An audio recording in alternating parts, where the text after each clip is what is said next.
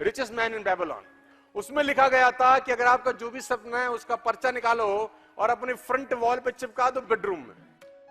सपना है आपको चाहते हो तो उसकी तस्वीर लो और अपना जो बेडरूम है उसमें चिपका दो, तो इससे सपना आकर्षित होता है, नेचर आपकी हेल्प करता है। साला फालतू की चीज। अच्छा, बुद्धि हमारी कमजोर थी। जब बुद्धि कमजोर होती है तो आदमी ज्यादा समझदार होता है, तर्क वितर्क कम करता है। सेंट्रो का पोस्टर खरीदा गोल्डन कलर का, चिपका दिया। तो हमने सेंट्रो का पोस्टर खरीदा, डेट लिखी किस तारीख से पहले लेनी है, क्योंकि डेट पंच होना जरूरी है। वो कहते हैं ड्रीम के ऊपर डेट पंच ना हो तो ड्रीम ही रह जाता है। मैं साहब जब घर में पोस्टर लगाया तो मेरे पिताजी से मेरी बड़ी नोकझोंक होती थी, क्योंकि उनकी नजर में मैं नालायक था। फोटो क्यों लगाई है? मैंने कहा लूंगा। तो बोला स्कूटर तेरा रिजर्व में चल रहा है, गाड़ी लेगा?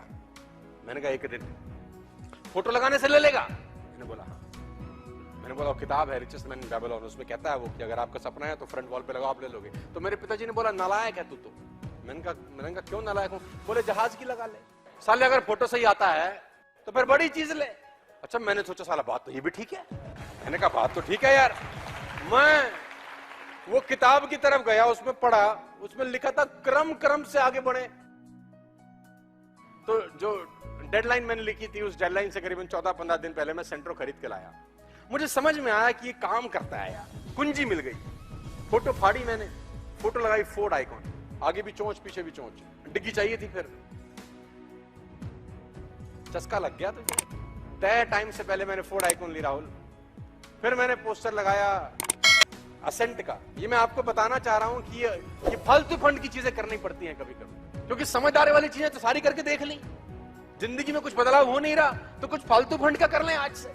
सेंट्रो के बाद फोर्ड आइकॉन के बाद असेंट तय टाइम से पहले ली। उसके बाद मैंने सिविक की तस्वीर लगाई। मेरी जिंदगी का पहला कैश डाउन गाड़ी था, मैंने 2007-8 में लिया था 14.5 लाख रुपए का। पहला मेरा कैश डाउन गाड़ी था जिसमें मैंने किस्त इंस्टॉलमेंट नहीं कराया था। तो जब मैंने सिविक का फोटो लगाया तो मेरे पिताजी ने बोला अरे वाह तू अब सिविक लेगा? मैंने कहा हाँ पिताजी अब सिविक लेंगे, थोड़ा सा आगे बढ़ेंगे। क्योंकि गाड़ियों का शौक था। शौक इसलिए था कि जमाने में गरीबी में थी नहीं, स्कूटर पे जाते थे, साला कोई लिफ्ट भी नहीं देता था। कभी कभी साला खड़े हैं आधे घंटे से अंगूठा लेके, कोई तो रोको हराम खोरो, कोई ना रुक रहा है। मतलब आप हंसो मत, गरीब का मजाक में थोड़ा, तुम लोग भी करते होगे कभी कभी ऐसे। तो इसलिए सपने जागृत होते थे कि गाड़ी लेंगे साला एक दिन। तो वो सिविक मैं लेके आया। अच्छा, मैं जब सिविक लेके आया तो मेरे पिताजी ने को सिविक में इंटरेस्ट कम था। अब उनको इंटरेस्ट था साला पोस्टर कौन सा लाया। मैंने बोला सिविक लाया। बोला सिविक छोड़, चिपकाएगा क्या? तो जब मैं पहले वाले घर में रहता था तो मैं मर्सिडीज बेंज का पोस्टर लाया था, करीब 4,000 रुपए का बड़ा बनवा के। जितना बड़ा आपने बाहर पोस्टर लगा रखा है ना, करीब इतना बड़ा मैं 4,000 रुपए का फ्लेक्स बनवा के, बहुत बढ़िया डिजाइनिंग करा के मर्सिडीज। 2012 जनवरी 30 मेरा जन्मदिन था। उससे पहले मैंने कहा लेनी है मेरे को, 30 जनवरी 2012 से मैंने टांग दिया, नीचे डेट लिख दी। मेरे बाप को लगा साला ये है कमीना, लेगा जरूर। मेरे पिताजी ने बोला ये ऑटोमेटिक होती है। मैंने बोला हाँ, लेकिन यार ये मर्सिडीज तो बड़ी महंगी होती होगी। मैंने कहा हाँ जी 40 लाख रुपए की कहते हैं, ले लेगा? मैंने कहा हाँ जी लेंगे। बोला देख ले। मैंने कहा देख लिया। जनवरी 22 2012 को मैं गाड़ी लेके आया अपने बर्थडे से 8 दिन पहले, जो मैंने डेट पंच करी थी। और मेरे पिताजी को फिर मर्सिडीज में इंटरेस्ट नहीं था, और उनको इंटरेस्ट था हरामखोर अब क्या चिपकाता है, काम करती है। इसलिए मैं आपको समझा रहा हूं। मैं आर्किटेक्ट के पास जा चुका था तब, और मैं आर्किटेक्ट से अपने घर का फ्रंट एलिवेशन बनवा चुका था कि मेरा घर बाहर से कैसे दिखेगा।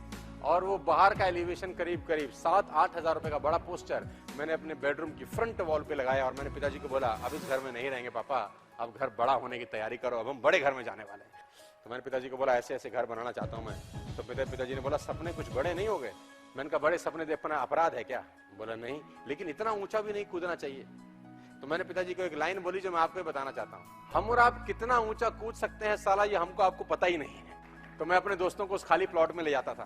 तो मुझे दोस्त आज भी याद है कि हम सब वहाँ क्रिकेट खेलते थे, मुझे शौक था। तो वहाँ खाली प्लॉट में क्रिकेट खेलते थे। मैं उन दोस्त को खाली प्लॉट के बताता था यहाँ 3 गाड़ियां खड़ी होंगी, ये गैराज बनेगा, ये किचन होगी, यहाँ से विंडो होगी। कुछ लोग देखते थे हाँ यार विंडो लग रही है, कितनी अच्छी लग रही है। मैं बोलता था अंदर से सीढ़ियां घूमेंगी, ऐसे लकड़ी की सीढ़ियां होंगी बहुत शानदार, मेरा इतना बड़ा बाथरूम होगा, सारा अंदर घुसूंगा, लाइट जलानी नहीं पड़ेगी। लोग बोलते थे, मतलब मैं उनको विजुअलाइज करा रहा होता था कि मैं ऐसा क्या ये जगह पे ले जाएं जहां पर कुछ ना हो और आप सिर्फ विजुअलाइज करा रहे हो। कैसा हो सकता है? यस, ऐसा हो सकता है। ताजमहल सबसे पहले कहां बना था? लोग मुझे बोलते हैं आगरा में। मैं बोलता हूं नहीं, दिमाग में बना था। आगरा में बाद में बना, पहले बना, असल में बाद में रूप में आया। तो आप जो कुछ भी करना चाहते हैं वो दिमाग में होना जरूरी है, बहुत जरूरी है।